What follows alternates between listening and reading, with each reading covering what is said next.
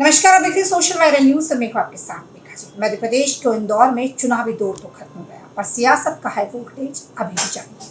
आपको बता दें, इंदौर नगर निगम में हाल ही में एक बड़ा घोटाला सामने आया था, जिस पर तो हंगामा मचा हुआ ही था कि नगर निगम ने एक फिर बड़ा एक्शन ले लिया।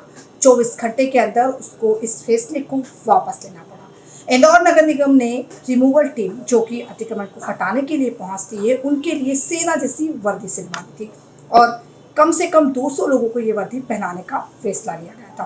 कुछ रिमूवल टीम को ये वर्दी पहनाई गई थी। उसको पहनने के बाद जब लोग सड़कों पर निकले तो लगातार इसका विरोध हो रहा था।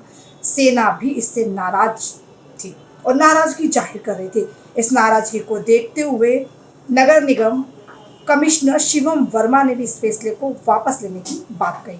लेकिन हाँ, पुष्यमित्र भार्गव, इंदौर महापौर, ने एक वीडियो जारी किया और उन्होंने कहा कि अगर इससे सेना नाराज होती है, आम जनता अगर इससे आहत होती है, तो इस फैसले को हमारे द्वारा वापस ले लिया गया है। लेकिन फैसला लेने वाले कमिश्नर शिवम वर्मा ने इस फैसले को लिया कैसे? क्या सोचकर शिवम वर्मा ने इस फैसले को लिया होगा कि वर्दी, इस तरीके की वर्दी जिसको बीएसएफ के जवान पहनते हो, जिसको सेना पहनती हो, वैसी वर्दी नगर निगम रिमूवल को पहना दी गई हो। दोस्तों, सोचने वाली बात तो ये है कि अगर नगर निगम की रिमूवल टीम ऐसी वर्दी पहनती है तो क्या सेना का अपमान नहीं है? क्योंकि सेना जो दिन रात, सर्दी, गर्मी, बरसात, परिवार से दूर रहती है, जिनको हर दिन मौत छू कर निकलती हो, ऐसी वर्दी वो सेना पहनती है। वो प्राउड है हमारे देश का, हम गर्व करते हैं उस वर्दी पर। अगर ऐसी वर्दी रिमूवल टीम पहनती तो क्या उसमें और सेना में कोई अंतर नजर नहीं आता है? क्या ये आला अधिकारी जो इतने पढ़े लिखे हैं, बड़ी बड़ी कुर्सियों पर बैठे हुए हैं, इंदौर जैसे शहर में नगर निगम को संचालित करते, क्या इन्हें थोड़ा सा भी आभास नहीं था? लाखों रुपए खर्च कर दिए इस पर, 200 से ज्यादा वर्दियां बनाई गई, उसके बाद इस फैसले को वापस ले लिया गया।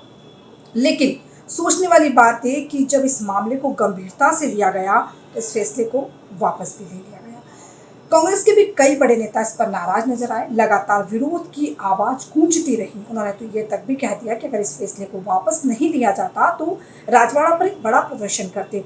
चिंटू चौकसे ने कहा कि इस तरीके के फैसले पर कार्रवाई होनी चाहिए। इस तरीके के फैसले वो ले कैसे सकते हैं? और वाकई ये तो सोचने वाली बात है। आज लाखों रुपए का नुकसान हो गया, इसका हर्जाना कौन भरेगा? इस बर्बादी का कारण किसे माना जाएगा? कौन होगा इसका जिम्मेदार? इसका फैसला कौन करेगा? क्योंकि जिस तरीके से नगर निगम की रिमूवल टीम को ये वर्दी दे दी गई थी, हालांकि पुष्यमित्र भार्गव का इस बात पर यह कहना था कि ये वर्दी इसीलिए दे दी गई है क्योंकि जब नगर निगम रिमूवल की टीम अतिक्रमणकारियों के घर पर पहुंचती है तो वहां पर हाई वोल्टेज ड्रामा होता है, मारपीट की जाती है, अभद्रता से व्यवहार किया जाता है। अगर सेना की वर्दी देखी जाएगी तो इस पर ऐसा नहीं होगा। आपको जानकारी के लिए बता दूं कि कोविड में भी जब पुलिस को इस तरीके की वर्दी दी गई थी तब भी सेना नाराज थी, तब भी इस फैसले को वापस ले लिया गया था।